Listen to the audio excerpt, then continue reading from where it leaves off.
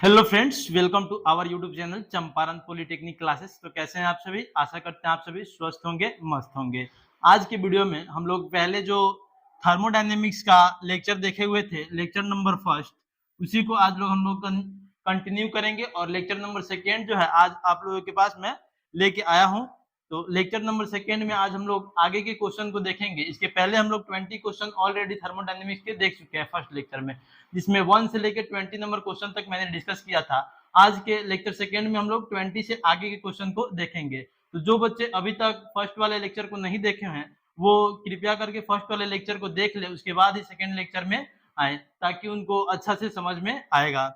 ये जो हम लोग थर्मोडायनेमिक्स का लेक्चर चला रहे हैं, इसमें आपको जितने सारे आरआरबी जेई, ऑल स्टेट एई जेई, यानी कि जितने सारे एई और जेई यानी कि इंजीनियर और जूनियर इंजीनियर जितने सारे एग्जाम हुए हैं, उन सभी में पूछे गए थर्मोडायनेमिक्स के क्वेश्चन को हम लोग रोज डेली डिस्कस कर रहे हैं। तो आइए 21 नंबर क्वेश्चन को हम लोग आज देखते हैं। 21 नंबर क्वेश्चन है आपका,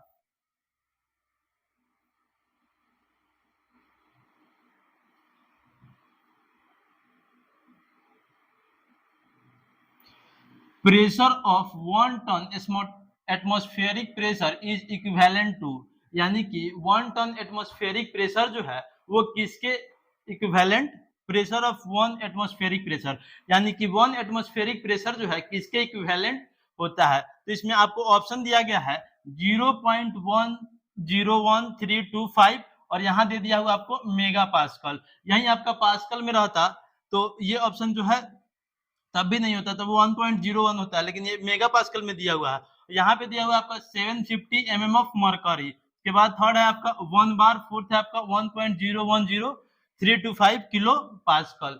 तो 1 एटमॉस्फेरिक प्रेशर के बारे में आप लोग जान रहे होंगे कि 1 एटमॉस्फेरिक प्रेशर बराबर होता है आपका 1.01325 बार, यानी कि 1.01325 बार के बराबर आपका होता है। तो यहाँ पे दिया हुआ है, देख लीजिए, यहाँ पे नीचे में सॉल्यूशन भी है इसका। 1 atmospheric pressure equal to 101,325 pascal, 1.01325 bar और 760 mm ऑफ मरकरी। देखिए कुछ बच्चे जो है 700 के लगभग में होता है मरकरी का, ये याद करके गए होंगे। तो वैसे बच्चे 750 देख के मार देंगे कि हाँ 750 जो है क्या है, इसका सही आंसर है। लेकिन 750 जो है इसका राइट आंसर नहीं है। इसका राइट आंसर जो है आपका होगा, मैं आपको बताता हूं। देखिए यहाँ पे जो है 750 इसका राइट आंसर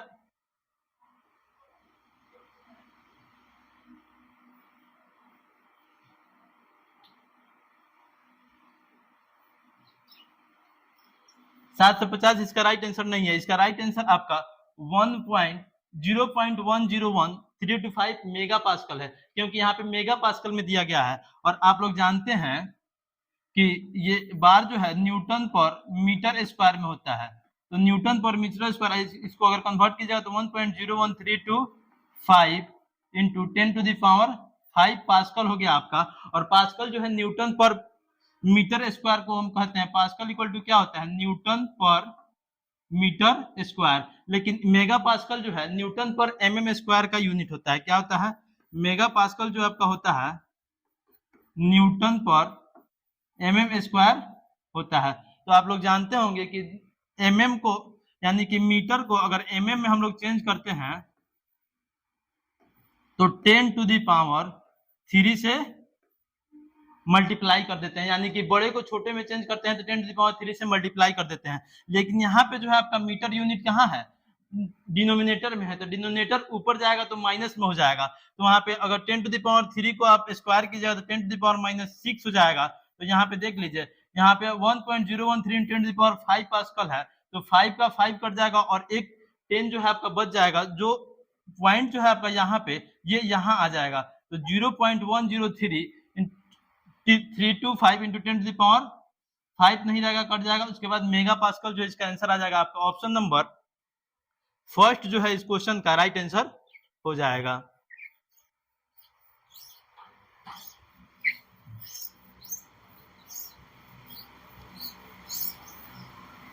तो क्वेश्चन नंबर फर्स्ट 21 का आपका ऑप्शन नंबर फर्स्ट जो है 0.101325 मेगा पास्कल जो है उसका राइट आंसर हो जाएगा। इसके बाद सेकेंड नंबर क्वेश्चन को हम लोग देखते हैं।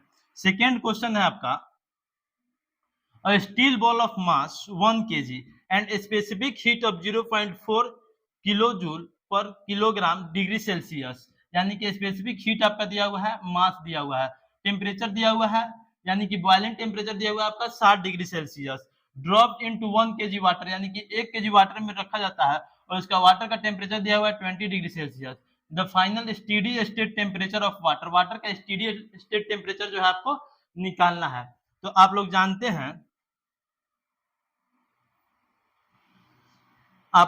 हैं कि आपका स्टेडी स्टेट टेम्परेचर का फॉर्मूला क्या होता है, heat equal to Q equal to M C delta T, यानी कि mass into coefficient of heat transfer और टेम्परेचर डिफरेंस। ये जो होता है आपका हीट ट्रांसफर का फॉर्मूला होता है, तो उसका उपयोग करके हम लोग इस क्वेश्चन को बनाएंगे। इसमें हम लोग इक्वेशन लगाएंगे, m of boiling into c of boiling into TB minus T equal to m of water into c of water into temperature difference, यानी कि T minus T of water, जिसमें आप लोगों को MB का वैल्यू दिया हुआ है, MB का वैल्यू कितना है 1 kg दिया हुआ है, CB का वैल्यू आपको दिया हुआ है 0.4 kilo joule per KG degree C. उसके बाद आपको MB दिया हुआ है, CB दिया हुआ है और CW हम लोग जान देते हैं कि वाटर का हीट ऑफ कोफिशिएंट कितना होता है 4.18 kilo joule per KG kelvin होता है, यानी कि डिग्री सी में दिया हुआ है तो डिग्री सी ले लेंगे, यानी कि अगर टेम्परेचर डिफरेंस है तो सेल्सियस में भी ले सकते हैं और उसको हम लोग केल्विन में भी ले सकते हैं। तो MB CB CW और आपको MW दिया हुआ है 1 और TW का मान आपको यहाँ पे दिया हुआ है 20 डिग्री सेल्सियस, TW का मान दिया हुआ है 20 डिग्री सेल्सियस और TB का मान दिया हुआ है आपको 60 डिग्री सेल्सियस। सभी वैल्यू को अगर आप पुट कीजिएगा तो आपका लास्ट में जो आंसर आएगा वो T जो आएगा आपका 23.49 डिग्री सी, जो अप्रोक्स 23.5 के अप्रोक्स है, तो हम लोग 23.5 जो है इसका आंसर मार देंगे, यानी कि ऑप्शन नंबर ए जो है क्वेश्चन नंबर 22 का ऑप्शन नंबर ए जो है वो राइट आंसर हो जाएगा। इसको आप लोग सॉल्व कीजिएगा और आपको कोई भी दिक्कत हो तो आप कमेंट कर सकते हैं, हम आप लोगों को पर्सनली उसको नेक्स्ट क्लास में समझा देंगे। इसके बाद देखते हैं हम लोग 23 नंबर क्वेश्चन। 23 नंबर क्वेश्चन में आपको बोल रहा है 120 volt electric resistance heater draw 10 ampere current जो है 10 एम्पियर है, वोल्ट दिया हुआ है 120 volt, it operates for 10 minute in a rigid volume, calculate the work done on the air in the volume. Volume में वर्क डन आपको पूछा गया है यहाँ पे, तो आपको पता होगा कि W बराबर एक फॉर्मूला होता है, W बराबर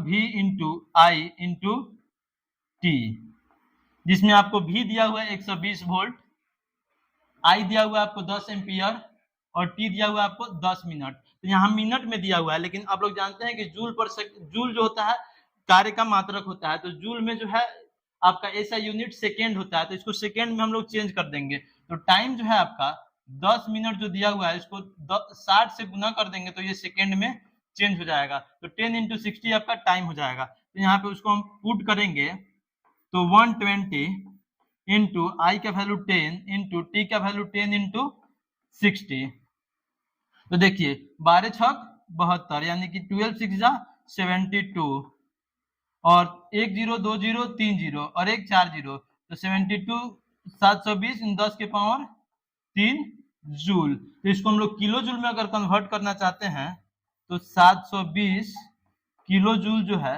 ये हो जाएगा। तो इसका ऑप्शन नंबर कौन सा है 720 किलो जूल, ये आप लोग देख लीजिए। तो ऑप्शन नंबर बी में जो है 720 किलो जूल दिया हुआ है, तो ये आपका राइट आंसर हो जाएगा। 20 नंबर क्वेश्चन नंबर 23 का ऑप्शन नंबर बी जो है वो राइट आंसर है।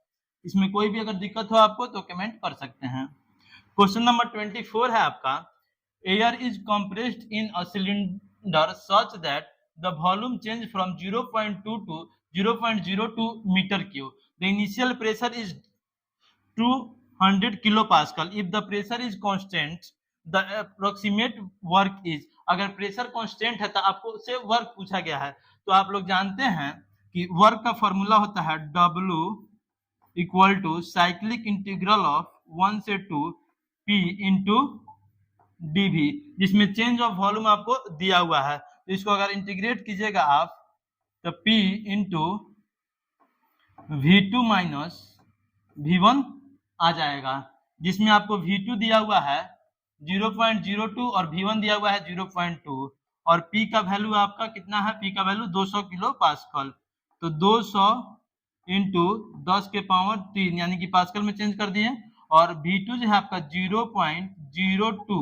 माइनस 0.2, तो इसको माइनस कीजिएगा तो 0.18 आएगा, किसमें, माइनस में, यहाँ चेंज कीजिएगा तो 200 किलो पास्कल में रन दीजिए या पास्कल में चेंज कीजिए, और यहाँ पे आएगा माइनस 0.18, तो जब 18 में 200 से मल्टीप्लाई कीजिएगा तो आपका कितना आ जाएगा, 18 में जब 200 से मल्टीप्लाई कीजिएगा तो आपका हो जाएगा 36, और माइनस का यहाँ पे माइनस हो जाएगा, तो 36 जो है, उसके बाद 10 टू द पावर 3 जो है आपका यहाँ पे इसको किलो जूल बना देगा, अगर जूल में देंगे तो 36 इंटू, अगर इसका आंसर हम लोग जूल में देना चाहते हैं तो -36 into 10 to the power 3 joule हो जाएगा, अगर वहीं किलो जूल में देना चाहते हैं तो 10 टू द पावर 3 जो है आपका हट जाएगा और यहाँ पे किलो जूल हो जाएगा, जिसमें इसमें आंसर में आपको किलो जूल में दिया गया है, तो ऑप्शन नंबर कौन सा है, ऑप्शन नंबर ए जो है आपका -36 किलो जूल, ये आपका राइट आंसर हो जाएगा क्वेश्चन नंबर 24 का। इसके बाद आपका क्वेश्चन नंबर 25, ये क्वेश्चन जो है आपको, अगर वैसे बच्चे जो फर्स्ट लेक्चर देखे होंगे उन लोगों के लिए क्वेश्चन बहुत ही इजी है, क्योंकि इस क्वेश्चन का कंसेप्ट मैंने पिछले क्लास में यानी कि लेक्चर नंबर फर्स्ट में ही आप लोगों को समझा दिया था, जिसमें आप लोगों से इसमें पूछा गया है, देखिए फर्स्ट लॉ क्या पूछा गया है, फर्स्ट लॉ ऑफ थर्मोडायनेमिक्स आपको क्या बताता है, तो फर्स्ट लॉ ऑफ थर्मोडायनेमिक्स जो है आपका इंटरनल एनर्जी के बारे में बताता है या एनर्जी इक्विलिब्रियम के बारे में बताता है, क्या बताता है, energy equilibrium. Second law of thermodynamics आपको क्या बताता है, सेकेंड लॉ ऑफ थर्मोडायनेमिक्स जो है आपको एंट्रोपी के बारे में बताता है। जीरोथ लॉ ऑफ थर्मोडायनेमिक्स क्या बताता है आपको, जीरोथ लॉ बताता है टेम्परेचर इक्विलिब्रियम के बारे में, किसके बारे में, टेम्परेचर इक्विलिब्रियम के बारे में। और उसके बाद है आपका थर्ड लॉ, थर्ड लॉ आपको क्या बताता है, थर्ड लॉ आपको एब्सोल्यूट जीरो टेम्परेचर के बारे में बताता है।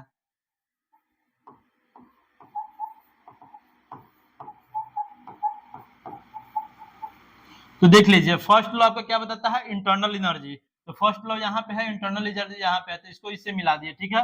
सेकेंड लॉ क्या बताता है, सेकेंड लॉ इंट्रोपी को बताता है, सेकेंड लॉ यहाँ पे है, इंट्रोपी से मिला दिए इसको। थर्ड लॉ यानी कि सी में क्या है, जीरोथ है, जीरोथ लॉ किसको बताता है, टेम्परेचर इक्विलिब्रियम, तो टेम्परेचर कहाँ है, टेम्परेचर आपका थर्ड से मिल जाएगा, उसके बाद थर्ड में सेकेंड जीरोथ का थर्ड से मिल जाएगा टेम्परेचर से, और उसके बाद थर्ड लॉ आपका क्या बताता है, एब्सोल्यूट जीरो टेम्परेचर को बताता है, एब्सोल्यूट जीरो टेम्परेचर जो आपका कहाँ है, ऊपर में है फर्स्ट नंबर में, तो आप लोग ऑप्शन बता दीजिए कि इसका कौन सा होगा, फर्स्ट का सेकंड है, तो फर्स्ट का सेकंड इसमें देख लीजिए, फर्स्ट का सेकंड किसमें है, ऑप्शन नंबर 4 में है, तो ये तो अगर आपको इस चारों में से कोई अगर केवल एक नंबर यानी कि फर्स्ट लॉ अगर आपको पता रहता तो इसका ऑप्शन आप लोग मार के आ जाते, यानी कि ये क्वेश्चन आपका सही हो जाता और आपको एक नंबर जो है आराम से मिल जाता। तो ये थे आपके 25 नंबर क्वेश्चन।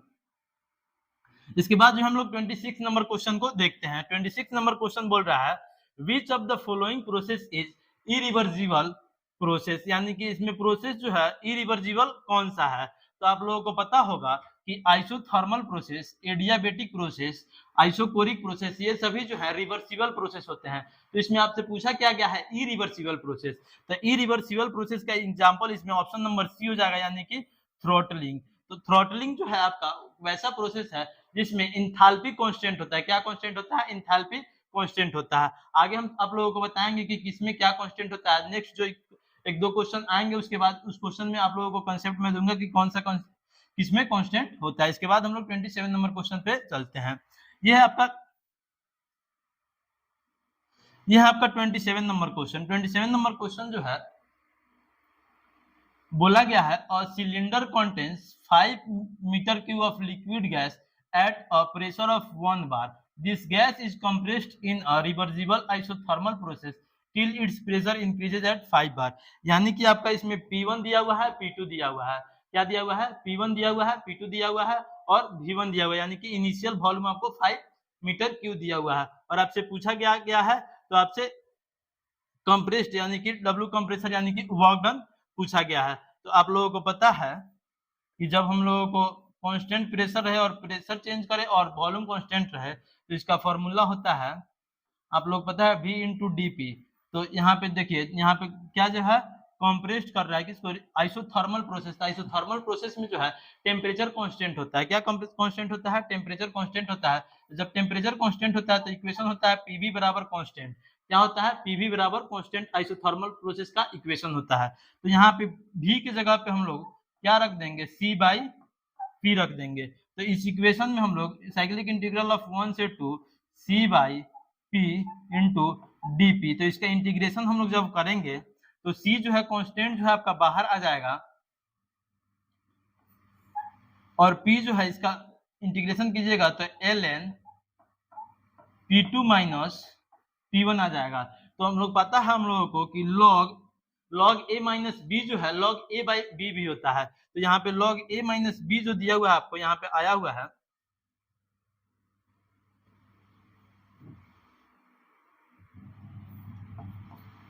W बराबर आया था C into ln P2 minus P1। तो इसको हम लोग लिख देंगे W बराबर C into ln P2 by P1 और C जो हम लोग माने हुए हैं PV बराबर कांस्टेंट, तो C की जगह पे PV रख देंगे।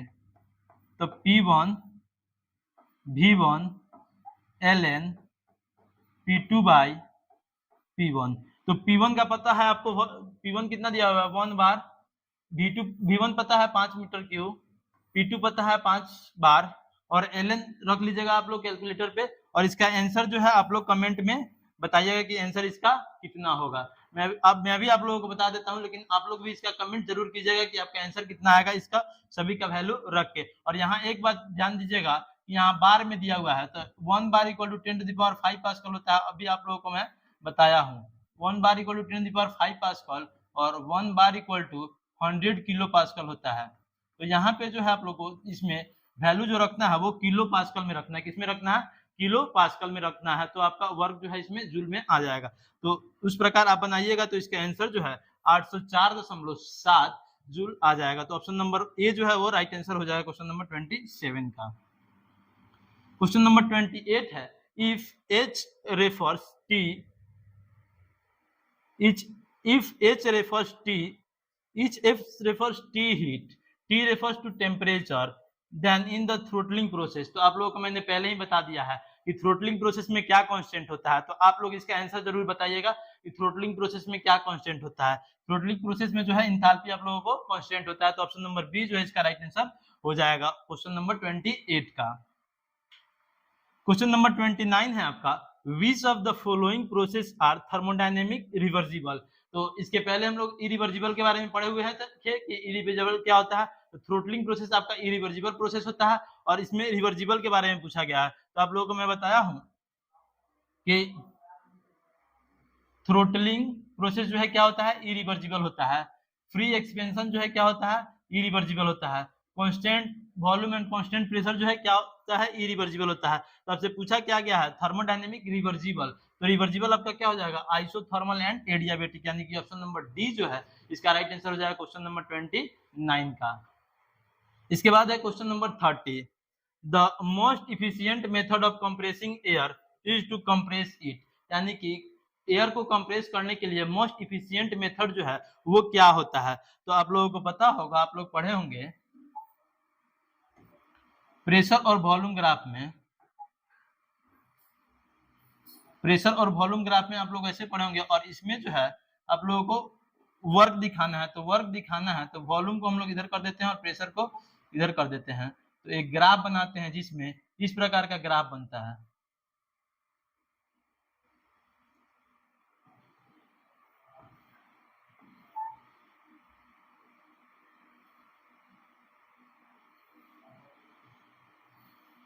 इसमें इस प्रकार का एक आपको ग्राफ बनता है जिसमें ये होता है आपको आइसोथर्मल। क्या होता है? आइसोथर्मल यानी कि टेम्परेचर कांस्टेंट। ये होता है आपको पॉलीट्रॉपिक। क्या होता है? Polytropic process. और ये होता है आपको एडियाबेटिक प्रोसेस। तो सबसे ज्यादा वर्क जो है उसमें इफिशिएंट होता है आइसोथर्मल प्रोसेस में। तो इसका ऑप्शन जो है आप लोग बता दीजिए कौन सा होगा। तो ऑप्शन नंबर सी जो है क्वेश्चन नंबर 30 का राइट आंसर हो जाएगा। क्वेश्चन नंबर 31 है आपका, the internal energy of an ideal gas is function of. Internal energy जो है आइडियल गैस का किसका फंक्शन है? इसमें पूछा गया आपको। तो only pressure, absolute temperature, only pressure and volume, pressure volume and temperature. तो इसका इंटरनल एनर्जी जो है आपका ओनली टेम्परेचर का फंक्शन होता है। किसका? Absolute temperature only. Option number B जो है वो राइट आंसर हो जाएगा क्वेश्चन नंबर 31 का। क्वेश्चन नंबर 32 है आपका, work output for a system is at the expense of internal energy is a non flow process carried out. ये internal energy process जो है आपका किसमें कैरिड आउट होता है? वर्क आउटपुट जो है for a system is at expense of internal energy is a non flow process carried out. तो इसका ऑप्शन जो है ऑप्शन नंबर सी एडियाबेटिक, ये राइट आंसर हो जाएगा क्वेश्चन नंबर 32 का ऑप्शन नंबर सी। इसके बाद है question number 33, the absolute zero pressure will be. Absolute zero pressure आपको कहां मिलता है? तो एब्सोल्यूट जीरो प्रेशर जब मिलता है आपको when the molecular momentum of the system become zero. जब मॉलिक्यूलर मोमेंटम जो होता है सिस्टम का जीरो हो जाता है तो एब्सोल्यूट जीरो टेम्परेचर मिल जाता है। ये क्वेश्चन नंबर 33 है। क्वेश्चन नंबर 34 है आपका, ये क्वेश्चन भी मैंने आपको पहले ही बता दिया था, इस क्वेश्चन को भी आप लोग बना सकते हैं। इसमें पूछा गया है, an ideal gas can be taken from point के टू पॉइंट एन इन 3 डिफरेंट पाथ। यानी कि 3 डिफरेंट पाथ इसमें आपको दिया गया है, K L N, K N, K M N. Which of the following is a true statement. True statement इसमें कौन सा है? तो इसमें आप लोगों को पाथ देख के केवल बता देना है कि कौन सा ट्रू स्टेटमेंट है। तो आप लोगों को मैंने पहले ही बताया था कि वर्क, हीट, इंटरनल एनर्जी, ये तीनों जो है आपके क्या है? पाथ फंक्शन है। और बाकी सभी जो है क्या है? आपको पॉइंट फंक्शन है। तो इसमें पॉइंट फंक्शन जो होगा वो सही होगा और पाथ फंक्शन जो होगा गलत। देखिए इसमें बोला गया है the same work is done during etch process. Work जो आपका क्या है? पाथ फंक्शन होता है। तो सभी पाथ में वर्क जो है कैसे कांस्टेंट हो सकता है? ये पाथ जो है बड़ा है, ये पाथ बड़ा है और ये पाथ छोटा है, तो सभी में वर्क जो है कांस्टेंट नहीं हो सकता है। उसके बाद बोल रहा है the same amount of heat is added. तो हीट बोल दिया तो ये भी पाथ फंक्शन है, तो ये आपका नहीं होगा, ये भी आपका नहीं होगा। उसके बाद बोल रहा है same entropy generated during etch process. यानी कि इंट्रोपी जो है सेम जनरेट होगा आपके प्रत्येक प्रोसेस में। तो ये भी जो होगा आपका क्या होगा? नहीं होगा, क्योंकि इंट्रोपी जो है सेम जनरेट नहीं होगा। ये भी आपका पाथ फंक्शन होता है। तो आपको ऑप्शन नंबर सी जो है वो राइट आंसर हो जाएगा, same change in internal energy during etch process. प्रत्येक एनर्जी में जो है आपका इंटरनल एनर्जी केवल चेंज करेगा। क्वेश्चन नंबर 35 है आपका, which of the following is not a property of the system. System का प्रॉपर्टी नहीं है।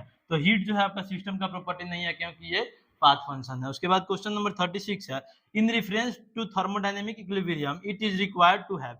यानी कि आप लोगों को थर्मोडायनेमिक इक्विलिब्रियम के बारे में जानना है कि वो कब रिक्वायर्ड होगा। तो आप लोगों को पता है कि 3 इक्विलिब्रियम होता है, मैकेनिकल इक्विलिब्रियम, केमिकल इक्विलिब्रियम और टेम्परेचर थर्मल इक्विलिब्रियम यानी कि टेम्परेचर इक्विलिब्रियम। तो ये तीनों जब तक नहीं होगा तब तक आपका थर्मोडायनेमिक इक्विलिब्रियम नहीं होगा। तो ऑप्शन नंबर डी जो है वो राइट आंसर हो जाएगा, mechanical, chemical and thermal equilibrium. यानी कि सिस्टम और सराउंडिंग दोनों का प्रेशर सेम हो, केमिकल यानी कि वो अभिक्रिया नहीं करे, और थर्मल यानी कि सिस्टम और सराउंडिंग दोनों का टेम्परेचर आपका समान होना चाहिए। तो ऑप्शन नंबर डी जो है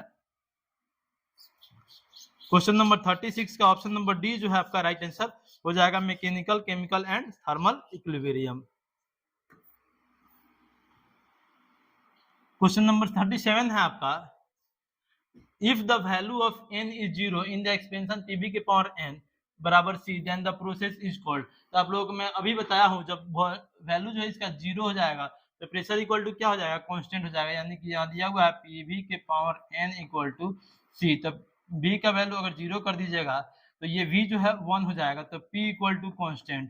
तो p इक्वल टू कांस्टेंट किस प्रोसेस में होता है, तो आइसोबारिक प्रोसेस में जो है p आपका कांस्टेंट हो जाता है। प्रेशर जो है कांस्टेंट होता है किसमें, आइसोबारिक प्रोसेस। तो आइसोबारिक प्रोसेस में कहाँ दिया हुआ है, देख लीजिए, कांस्टेंट प्रेशर दिया हुआ है और आइसोबारिक नहीं दिया हुआ है, तो आपका ऑप्शन नंबर बी जो है कांस्टेंट प्रेशर प्रोसेस ये सही हो जाएगा। इसके बाद आपका 38 number question, in a free expansion of A gas between two equilibrium state work transfer involve. यानी कि फ्री एक्सपेंशन हो रहा है टू इक्विलिब्रियम स्टेट में, तो वर्क ट्रांसफर जो है आपका कितना होगा।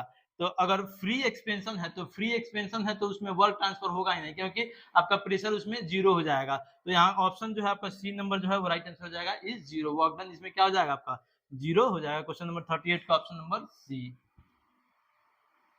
क्वेश्चन नंबर 39 है आपका, the internal energy of a system depends on. Internal energy आपका किस पे डिपेंड करता है, टेम्परेचर पे, प्रेशर पे, इंट्रोपी पे, इंथैल्पी पे। तो आप लोगों को मैंने बताया है कि इंटरनल एनर्जी आपका, इंटरनल एनर्जी यानी कि हीट का फॉर्मूला क्या होता है, M C P delta T. इसमें क्या क्या आपको दिख रहा है, मास दिख रहा है, सीपी दिख रहा है यानी कि coefficient of specific heat transfer, और डेल्टा टी यानी कि टेम्परेचर डिफरेंस दिख रहा है। तो इसमें टेम्परेचर है, प्रेशर है, इंट्रोपी है, इंथैल्पी है। तो प्रेशर, इंथैल्पी, इंट्रोपी इसमें आपको कहीं दिख रहा है, नहीं दिख रहा है, केवल टेम्परेचर दिख रहा है। तो ऑप्शन नंबर ए जो है वो राइट आंसर हो जाएगा क्वेश्चन नंबर 39 का।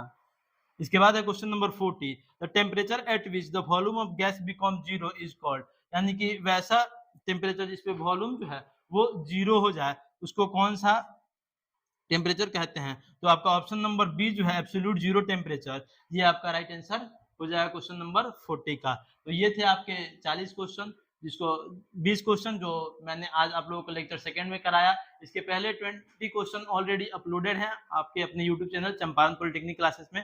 तो जो बच्चे ये वीडियो सबसे पहले देख रहे हैं तो उन लोगों को मैं बोलूंगा कि इसके पहले जो वीडियो अपलोड है उसको भी अवश्य देख लें। और आइए एक बार आप लोगों को कंसेप्ट के बारे में बता देता हूँ कि कौन सा प्रोसेस किसमें क्या आपका कांस्टेंट रहता है।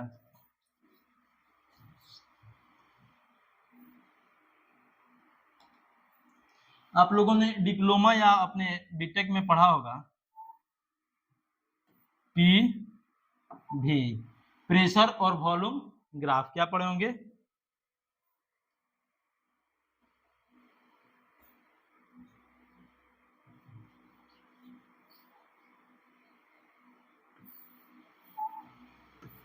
प्रेशर और वॉल्यूम ग्राफ आप लोग पढ़े होंगे, जिसमें आप लोगों को अगर प्रेशर कांस्टेंट है यानी कि P इक्वल टू सी, तो ये हो जाएगा आपका आइसोबारिक, यानी कि pressure constant, constant pressure process भी इसको आप लोग बोल सकते हैं। जब वॉल्यूम कांस्टेंट रहे यानी कि V इक्वल टू सी, तो ये आपका हो जाएगा आइसोकोरिक, यानी कि वॉल्यूम कांस्टेंट प्रोसेस भी, कांस्टेंट वॉल्यूम प्रोसेस भी आप लोग इसको बोल सकते हैं। उसके बाद 3 इक्वेशन ऐसे होता है आपका, एक होता है ये आपका टेम्परेचर कांस्टेंट, क्या होता है, टेम्परेचर कांस्टेंट। ये होता है आपका पॉलीट्रॉपिक प्रोसेस, और ये होता है आपका एडियाबेटिक प्रोसेस।